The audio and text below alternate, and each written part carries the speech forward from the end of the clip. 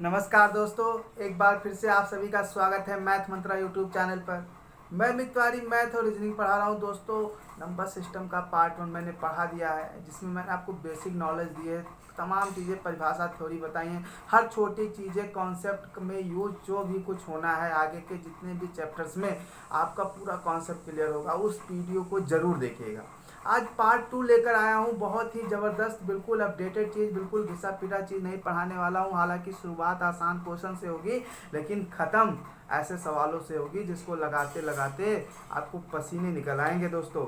बहुत ही अच्छे अच्छे सवाल हैं। फिलहाल गर्मी है, पसीना सबको निकल रहा, तो ध्यान से देखिए। आज मैंने 2 चीज़ें मैं आपको सिखाने वाला हूँ। नंबर 1 कि शून्यों की संख्या कोई भी आपको दे दिया जाएगा, मल्टीप्लाई करने को, एक बड़ा सा गुणा करने को दे दिया जाएगा और पूछ दिया जाएगा इसमें कुल शून्यों की संख्या क्या है। Number 2, total number of prime factors, ऋण, अभाज्य, गुणजों या गुणनखंडों की संख्या। अभाज्य और ऋण एक ही चीज़ है, कुछ भी लिखा जा सकता है। इंग्लिश में प्राइम लिख कर आएगा, इसलिए मैंने दोनों शब्द लिख दिए हैं। तो बहुत ही अच्छे से समझते हैं चीज़ों को।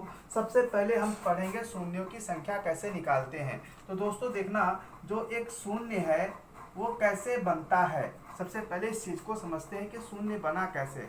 तो देखो, जब 1 2 और 1 5 का जब मल्टीप्लाई करते हैं, 2 और 5 का जो प्रोडक्ट होता है वो मिलकर एक शून्य देता है। जैसे एक लड़का और एक लड़की, एक मेल फीमेल मिलकर एक जोड़ा बनाते हैं, वैसे 2 और 5 दोनों मिलकर एक शून्य बनाएंगे। अगर कहीं पर यहाँ पर लिखा है 3 बार 2 और 3 बार लिखा हुआ है 5, तो यहाँ पर शून्य की संख्या कितनी होगी? यहाँ पर शून्य की संख्या होगी 3, यानी कि 3 बार आएगा। आप मल्टीप्लाई करके देख लो, ये 5 दूनी 10, 5 दूनी 10, 5 दूनी 10 और 10 का क्यूब मतलब 1000 दोस्तों। लेकिन कहीं ऐसा लिखा हुआ है, अब बताओ कितना शून्य है। अगर आप 2 बता रहे हैं तो गलत है दोस्तों। सबसे पहले देखो इसमें 5 कितने हैं, 1 5 है, इसमें 2 कितने हैं, 1 है। ये 11 गुणे 5, ये 2 गुणे 11 लिखा है, तो सिर्फ एक ही 1 है ना, तो कितने शून्य बनेंगे, 1। तो इस चीज़ को हमें समझना है। ये हालांकि बेसिक कॉन्सेप्ट हो गया, लेकिन आपसे पेपर में जो क्वेश्चन पूछे जाएंगे वो कुछ दूसरे टाइप के। कोई बड़ा सा सवाल दे दिया जाएगा, जैसे दे दिया जाएगा 24 गुणे 36 गुणे 125 गुणे 55 गुणे आपको दे दिया जाएगा कितना, 35 गुणे 60। पूछ लिया जाएगा कि शून्य की संख्या कितनी है। अब कैसे इस सवाल को लगाया जाए। तो 24 में अपने को देखना है कि कितने 2 है। 8 त्रिक 24 होता है। 8 का मतलब क्या होता है, 2 की पावर 3, 8 त्रिक 24। 36 का मतलब क्या होता है, 9 चौक 36, मतलब कि 9 चौक 4 का मतलब क्या, 2 का स्क्वायर। ये देखो 2 का स्क्वायर 4 और ये 3 का स्क्वायर। तो इसका कोई काउंट करने की जरूरत नहीं, इसको आप नॉर्मल लिख लो। अपने को सिर्फ 2 और 5 से मतलब रखना है। 125 का मतलब क्या होता है, 5 की पावर 3। 55 का मतलब 5 गुणे 11। 35 में भी 5 गुणे 7 है। और 60 में देखो दोस्तों, पहले से ही एक शून्य है, 10 गुणे 2 गुणे 3, यानी 1 2 यहाँ से मिल गया, 10 छक्का 60। अब देखते हैं कि 2 कितने हैं। तो 3 2 5, भाई घात जुड़ता है, 3 2 5 और 1 6, यानी कि यहाँ पर 6 2 हैं। अब देखते हैं 5 कितने हैं। तो 3 और 1 4, 1 5, तो यानी कि 5 की पावर 5 है। 5 की पावर 5 है। अब दोस्तों देखो, यहाँ का जो 2 की पावर 6 में सिर्फ अपने काम का है, 2 की पावर 5 एक काम का नहीं है। तो ये दोनों मिलकर हमारे कितने शून्य बना दिए, 5 शून्य। और अपने पास एक शून्य पहले से है, ये जोड़ दिया तो हमारे पास कितने शून्य हो गए, 6 शून्य हो गए। तो इस तरीके के क्वेश्चंस आएंगे, तो उम्मीद करता हूँ कि आप आसानी से कर लेंगे क्वेश्चनों को, कोई इसमें दिक्कत नहीं है। आगे समझते हैं, देखते हैं कैसे क्वेश्चंस में प्रॉब्लम होने वाली है। दोस्तों देखो, एक पेपर में आया हुआ सवाल है, ये भी बहुत ही आसान है, ये भी क्वेश्चंस आप कर लेंगे। जैसे लिखा हुआ है 9 की पावर 3 माइनस 1 गुणे 222 प्लस 9 भागे 3 और गुणे 28 गुणे 625। पूछा गया शून्य की संख्या क्या होगी। तो देखो, ये 9 की पावर 3 का मतलब होता है 729, मतलब 728 हो गया, ये घट गया। ये देखो पहले भाग करते हैं, 9 को 3 से भाग किया, 3 आया, 225 हो गए। अब यहाँ पर देखो 28 लिखा हुआ है, ये 625 लिखा हुआ है। बहुत ध्यान से देखना, ये लिखा हुआ है 728। 728 का मतलब क्या होता है, अगर आप 8 से भाग करेंगे तो 8 9 72 और 8 एकन्नम 8 कट जाएगा, यानी कि देखो 8 गुणे ये 91 लिखा है। और ये 25 मतलब ये लिखा है क्या, देखो 25 नौया लिखा हुआ है, पहले मैं आपको समझा देता हूँ थोड़ा सा। और ये 4 गुणे 7 लिखा हुआ है, 625 का मतलब क्या लिखा हुआ है, 5 की पावर 4, इसको डायरेक्ट लिख दिया। अब देखो ये हो गया 2 की पावर 3, ये 91 का हमें फैक्टर करने की जरूरत है नहीं, क्योंकि मैं शून्य की संख्या, ये 5 की पावर 2, 9 से कोई मतलब नहीं, ये 2 की पावर 2 और ये 5 की पावर 4। अब देखते हैं कितने 2 हैं, तो 2 की पावर 3 और 2 की पावर 2 यानी 2 की पावर 5। 5 कितने हैं, तो 5 की पावर 6। अब फिर दोस्तों अपने का काम क्या है कि दोनों का सिर्फ ये 2 की पावर 5 और 5 की पावर 5 ही मिलकर शून्य बना पाएंगे, कुल मिलाकर 5 शून्य। इसका जो एक 5 का एक 5 बचा, ये किसी काम का नहीं, जब वो 2 उसको मिला ही नहीं तो वो कैसे शून्य बनाएगा। तो इस टाइप के क्वेश्चंस पेपर में आते हैं। उम्मीद करता हूँ यहाँ तक आपके समझ में आ गया होगा। अगर समझ में आता है दोस्तों तो लाइक बटन जरूर दबाइएगा और कमेंट बॉक्स में हमें जरूर बताइएगा कि सर हमें समझ में आया। लाइक बटन दबाने में आप लोग कमी करते हैं, व्यू ज़्यादा गिरते हैं, लाइक बहुत कम गिरता है। या तो मैं अच्छे से पढ़ा नहीं रहा हूँ, या तो आपके समझ में नहीं आ रहा है, कुछ ना कुछ तो रीज़न होगा ही दोस्तों। आगे चलते हैं, बहुत ध्यान से देखना। अब फैक्टोरियल में देखना, जैसे फैक्टोरियल 1 लिखा हुआ है तो इसका मतलब 1 होता है। फैक्टोरियल 2 तो लिखा है 1 गुणे 2। फैक्टोरियल 3 तो लिखा है 1 गुणे 2 गुणे 3। अगर ऐसा लिखा हुआ तो फैक्टर होता है इसका। सीक्वेंस से हम मल्टीप्लाई करते हैं, 1 गुणे 2 गुणे 3 गुणे 4। देखो अभी तक कहीं भी 5 और 2 दोनों नहीं मिले कि शून्य मिले, तो पहला जो शून्य हमको मिलता है वो फैक्टोरियल 5 में मिलता है, 1 गुणे 2 गुणे 3 गुणे 4 गुणे 5। तो यहाँ 2 और 5 का मल्टीप्लाई हुआ, मतलब पहला शून्य यहाँ आ गया। पूछा जाए कि फैक्टोरियल 5 में कितने शून्य हैं, तो 1 है। लेकिन अब इतनी छोटी संख्या थोड़ी पूछी जाएगी, आपसे सवाल बड़ा पूछ दिया जाएगा कि फैक्टोरियल 100 में शून्य की संख्या क्या है, ये पूछा गया है। 3-4 बार पूछा गया सवाल है, शून्य की संख्या क्या है। तो दोस्तों कैसे लगाते हैं बहुत ध्यान से समझना, कई बार पूछा गया है। 100 को अब क्या करना, देखना पहला शून्य हमें 5 पे मिला, पहला शून्य किस पे मिला, 5 पे। तो 100 को हम 5 से भाग करेंगे, 5 से भाग किया तो 20 बार में ये चला जाना है, 20 पंचे 100। अब जो हमारा ये भागफल आया, इधर हमने लिख दिया इसको, ये भागफल कोशिएंट को हमने उधर लिख दिया। अब ये 20 जो भागफल है 5 से बड़ा है, यानी भाजक से जब भागफल बड़ा होगा तो फिर से इसको 5 से भाग करेंगे, तो 5 चौको 20 कट गया, तो भागफल 4 आया। अब देखो ये 4 जो भागफल है वो भाजक से छोटा है, अब आपको फिर से भाग करने की जरूरत नहीं है, इसको जोड़ दिया और आंसर आपका आ गया 24। तो अगर समझ में आया है दोस्तों तो लाइक बटन जरूर दबाना। और एक क्वेश्चन आपको दे रहा हूँ, फैक्टोरियल 200 में शून्य की संख्या कितनी है, शून्य की संख्या बताना है। आप कमेंट बॉक्स में हमें आंसर जरूर दीजिएगा, सबको आंसर देना है। अगर समझ में आया तो सब कोई आंसर देकर कमेंट बॉक्स में बताइए कि इसका आंसर क्या होगा। तो शून्य की संख्या उम्मीद करता हूँ आपके समझ में आ गया है। अब हम देखते हैं रूढ़ अभाज्य या रूढ़ गुणनखंडों की संख्या कैसे निकाली जाए। दोस्तों सबसे पहले अभाज्य संख्या क्या होता है, कल के वीडियो में बताया कि अभाज्य संख्या वो होते हैं जिनके सिर्फ 2 फैक्टर हों, या जो सिर्फ 2 संख्याओं से कटे, 1 से और स्वयं से, इसके अलावा किसी से नहीं। और सबसे छोटी अभाज्य संख्या आपकी होती है क्या, 2, 1 नहीं होता।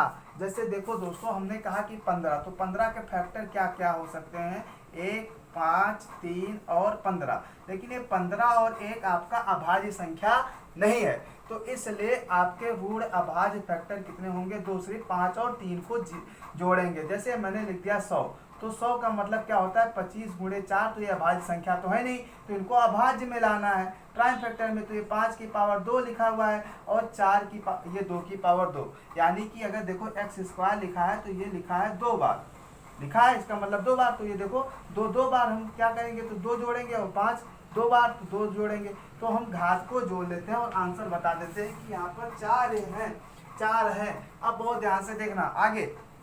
जैसे मैंने लिख दिया क्या, मैंने लिख दिया 75 की पावर 25 गुणे 40 की पावर 10 गुणे 32 की पावर 5 गुणे 26 की पावर 20। मैंने पूछ लिया यहाँ पर आपसे कि यहाँ पर ऋण अभाज्य संख्या क्या होगी, तो बहुत ध्यान से देखना दोस्तों, बहुत ही आसान है। 75 का मतलब क्या होता है, देखो 5 की पावर 3, 5 की पावर 2, 25 3 75, और ये लिखा हुआ है 25। 40 का मतलब क्या होता है, 2 दूनी 4 दूनी 8, दूनी 8 यानी 2 की पावर 3, 2 दूनी 4 दूनी 8, और ये हो गया 10, 8 पंचे 40। 32 का मतलब क्या होता है, 2 की पावर 5। भाई अब देखो हमको इसको प्राइम फैक्टर में तोड़ना है, 2 3 5 7 ये सब प्राइम फैक्टर है। 26 का मतलब होता है 13 गुणे 2 की पावर 20। अब दोस्तों देखो हमने आपको सिखा रखा है सिंप्लीफिकेशन में, मैंने घात और घातांक पढ़ा है, बहुत ही अच्छा वीडियो है, बहुत ही आपको कॉन्सेप्ट क्लियरिटी मिलेगी। अगर नहीं देखा है तो जरूर देखिएगा कि अगर मैंने बताया था दोस्तों कि a प्लस बी की पावर लिखा है 3, तो हम इसको अलग लिख सकते हैं, ऐसे लिख सकते हैं। उसके बाद एक चीज हमने बताया था कि a की पावर m और n लिखा हुआ है ऐसे, तो ये घातों का गुणा हो जाता है, हमने आपको बताया है सब चीजें। तो आप पूरा चीजों को पढ़िए, एक तरफ से पढ़िए, चीजों को समझिए। अगर छोड़कर पढ़ते हैं तो मैथ आपको समझ में नहीं आएगा।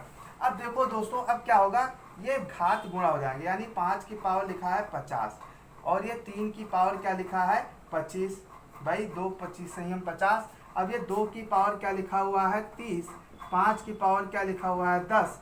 ये देखो 2 की पावर 5 लिखा है, तो 5 25, 2 की पावर 25 हो गया। अब देखो ये 13 की पावर 20, अब 2 की पावर 20। अब आपको क्या करना है, सिर्फ घात को जोड़ लेना है। किसको जोड़ लेना है, घात को जोड़ लो, सिर्फ घात जोड़ लो। 50 और 25 75, 50 25 75 और 25 75 और 30 हो गया आपका 105, और 10 115, 115 और 25 आपका हो गया कितना 100।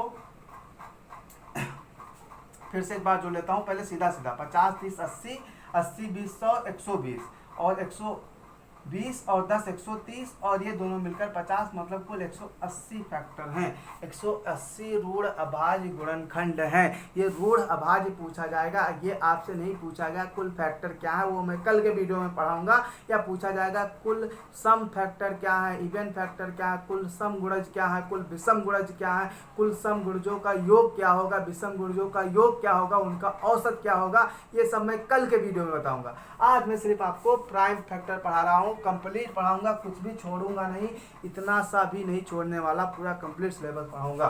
बहुत ध्यान से समझना। तो ये चीजें हमारा कॉन्सेप्ट क्लियर हो गया। तो अब आगे के सवालों में हम देखेंगे कि आगे के सवाल को हमें कैसे करना है।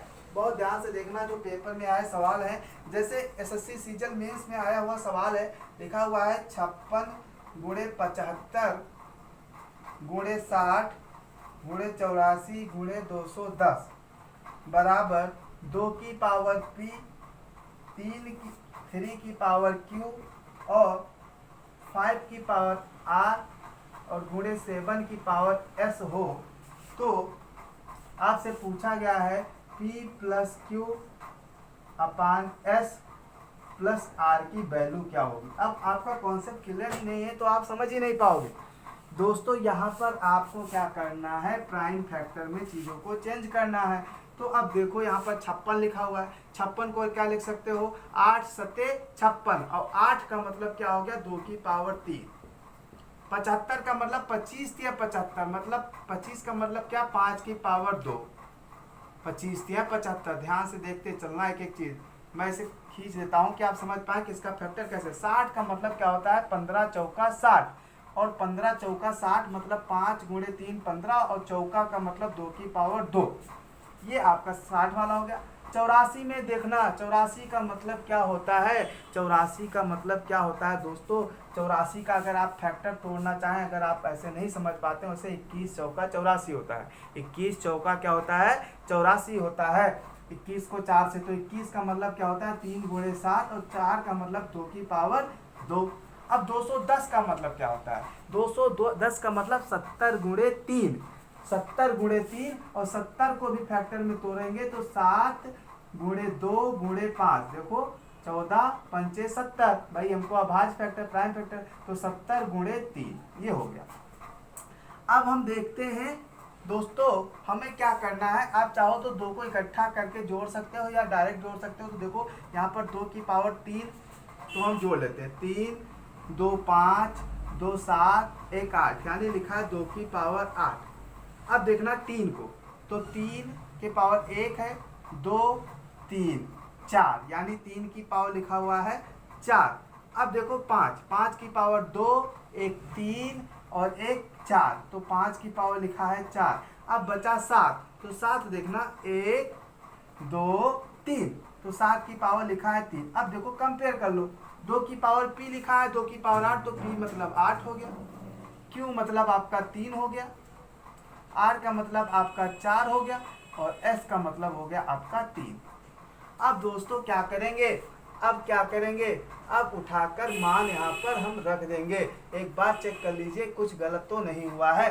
जैसे 75 में हमने लिख दिया 25 या 75, और यहाँ पर देखो 60 5 3 15 चौका 60 और ये 3 7 21, तो 2 की पावर 3 ये आया है हमारा। तो ये चीज़ें हमारी समझ में आ गई कि ये चीज़ें होंगी, ठीक है। तो यहाँ तक हमने लिख दिया है 25 या 75 और 60 को लिखा हमने इस तरीके से। 84 का मतलब होता है 2 दूनी 4 और 4 हो गया, 21 चौका 84, यानी कि 7 त्रिक 21 चौक 84। और यहाँ पर हमने 10 को लिख दिया है क्या, तो हमने देखो 3 को कितना लिखा है, 3 की पावर 4, 3 की पावर 4 हमने कर दिया। और 5 वाला हम देखते हैं, ये 2 ये हो गया। अब हमारा पूछा गया है क्या, यहाँ पर मैंने क्यू गलती से 3 लिख दिया है, 4 होगा। तो अब हम जोड़ते हैं, p बराबर 8, q बराबर 4, s बराबर आपका 3 दिया हुआ है, r बराबर 4 दिया हुआ है। तो 8 4 12, 12 को जब आप 3 से काटेंगे तो 4 आएगा, और 4 और 4 क्या हो जाएगा 8, तो आंसर हो गया आपका 8। तो ये क्वेश्चंस भी पेपर में आया हुआ है। आखिरी क्वेश्चन बहुत ही बेहतरीन है, बहुत ही खतरनाक सवाल है, बहुत ही अच्छे तरीके से बताऊंगा, समझिए और प्रैक्टिस कीजिए। देखिए एसएससी सीजन मेंस का दूसरा सवाल है, ये एसएससी सीजन मेंस का मैं उठा रहा हूँ। जो भी लोग एसआई या दरोगा या किसी भी चीज़ की टेट सीटेट सबकी तैयारी करें, शुरुआत के जो सवाल होते हैं वो टेट लेवल के होते हैं, बाद के सवाल वो यूपीएसआई, लेखपाल और एसएससी अदर कंपटीशन के लेवल का होता है, और रेलवे का भी होता है। तो कंप्लीट में सबका ध्यान रखता हूं दोस्तों। यहाँ पर लिखा हुआ है क्या, n बराबर 3 की पावर 14 प्लस 3 की पावर 13 माइनस 12 हो तो n का सबसे बड़ा अभाज्य गुणनखंड क्या है, गुणनखंड क्या है, ये पूछा गया है आपसे। अब दोस्तों ऑप्शन जो दिया हुआ है बहुत ध्यान से देखना, अभी मैं आपको सिखाता हूँ क्वेश्चन कैसे लगाना है। 79, आप चाहें तो वीडियो को रोक कर खुद से एक बार ट्राई भी कर सकते हैं, कोई दिक्कत नहीं। कोई भी सवाल में लगवाना स्टार्ट करूँ तो आप वीडियो को रोक कर एक बार खुद से कोशिश भी किया कीजिए। खुद से अगर आपको आता है तो अच्छी चीज़ है, नहीं आता तो मैं बताता ही हूँ। अब देखो इस सवाल को कैसे सॉल्व करें। देखो दोस्तों यहाँ पर 3 की पावर 13 कॉमन है, कॉमन ले लिया, यहाँ पर 3 बचा, यहाँ पर 1 बचा और ये अलग होगा, तो 13 कॉमन ले लिया तो यहाँ पूरा वापस हो गया, पूरा आ गया बाहर, यहाँ पर 1 बच गया घात। अब ये 3 की पावर 13 और ये लिखा हुआ है 4 माइनस 12। अब दोस्तों देखो इसको भी 12 बनाया जा सकता है, कैसे, 3 की पावर 12 लिख दिया जाए और 1 3 यहाँ आ गया, यानी 12 माइनस 12। अब यहाँ पर कॉमन क्या है 12, तो अगर आपने 12 कॉमन लिया तो 3 की पावर 12 माइनस 1 हो गया। अब दोस्तों एक बात आप समझिए कि अगर आप कहीं पर भी लिखा हुआ है a की पावर, देखो यहाँ पर a square minus B square, तो एक ब्रैकेट में a प्लस बी लिख सकते हैं, दूसरे ब्रैकेट में क्या लिख सकते हैं a माइनस बी। तो ये 3 की पावर 12 को क्या लिख सकते हैं, देखना 3 की पावर 6 का स्क्वायर लिख सकते हो, और यहाँ पर 1 की पावर 6 लिख दो या कुछ भी लिख दो, कोई फर्क नहीं, ऐसा बना हुआ है ये भी। तो एक ब्रैकेट में आपका क्या हो जाएगा 3 की पावर 6 प्लस 1, दूसरे ब्रैकेट में 3 की पावर 6 माइनस 1। अब ध्यान से देखो इधर लिख देता हूँ, ये 12 लिखा हुआ है, 3 की पावर 6 का मतलब क्या होता है 729, 3 त्रिक्का 9 त्रिक 27 81, 243 तिक्का 729, और 729 और 1 हो गया 730, और ये 729 में से 1 गया हो गया 728। अब दोस्तों ध्यान से देखना, अब यहाँ पर ऑप्शन में 73 दिया हुआ है, अब देखो ये 73 गुणे क्या है 10 दिया हुआ है, तो 73 एक क्या है, अभाज्य संख्या है। 73 एक अभाज्य संख्या है, तो यानी कि सबसे बड़ा अभाज्य गुणनखंड क्या होगा, 73 होगा। तो उम्मीद कर रहा हूं आपके ये समझ में आया होगा, बिल्कुल समझ में आया होगा। पूरा कंप्लीट वीडियो मैंने पढ़ाया है, इसको जाइए रिवीजन कीजिए। पसंद आए तो कमेंट बॉक्स में जरूर बताइए, लाइक कीजिए और शेयर कीजिए दोस्तों, सपोर्ट कीजिए और कोशिश करके वीडियो ऑनलाइन ही देखा कीजिए। चलिए मिलते हैं नेक्स्ट वीडियो में नेक्स्ट कॉन्सेप्ट के साथ। पढ़ते रहिए, बने रहिए मैथ मंत्रा यूट्यूब चैनल के साथ। Thank you.